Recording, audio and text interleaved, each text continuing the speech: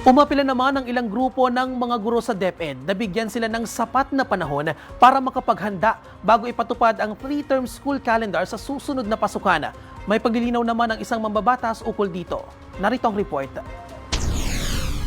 Umalma ang ilang grupo ng mga guro sa umano'y kakulangan ng malawakang konsultasyon ng Department of Education kaugnay sa pagpapatupad ng 3-term school calendar sa susunod na pasukan. Bukod sa isyu ng konsultasyon, kinu-question din nila kung handa na ba ang mga learning materials para sa napipintong pagbabago.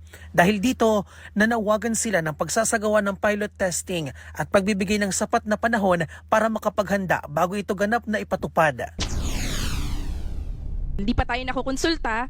Pag sinabi po kasi natin consultation, dapat talaga it's comprehensive and massive para po pakita natin. Pag sinabi rin natin consultation, para hindi top-down yung ating mga reforms, dapat hindi yung narinig na namin sa balita, narinig na namin ng wala pang, kumbaga, wala pang kasiguraduhan kung ipapatupad ba to o hindi. That was prior to the release. Yung sinasabi po yata nila, Ms. Ruby, is prior to the release of the policy. I was part of the consultation and orientation po at the release of the policy na within DepEd. So we've done consultations with our regional directors, ARDs, and our superintendents and chiefs po ng CLMD and CID ng mga regions and divisions po, Mr. Chair. Natanong din ng DepEd kung nakonsulta ba mga private schools, indigenous peoples at mga eskwelahan sa conflict at calamity-prone areas kaugnay ng transisyon. Sa ilalim kasi ng DepEd Order No. 009 Series of 2026, mula sa 4 na quarters ay gagawing 3 termino na lamang ang school calendar.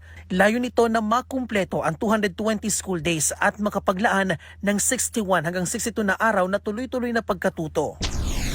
Gotten some support from them also, Mr. Chair.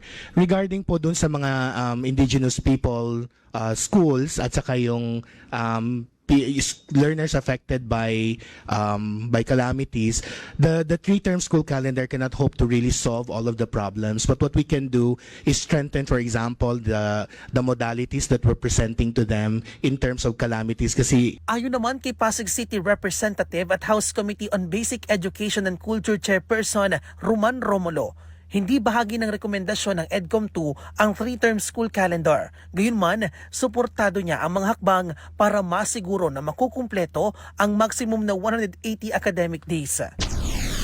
DepEd, I think, nagugulat ako. Dapat very clear sa lahat ng principal, school heads, and teachers.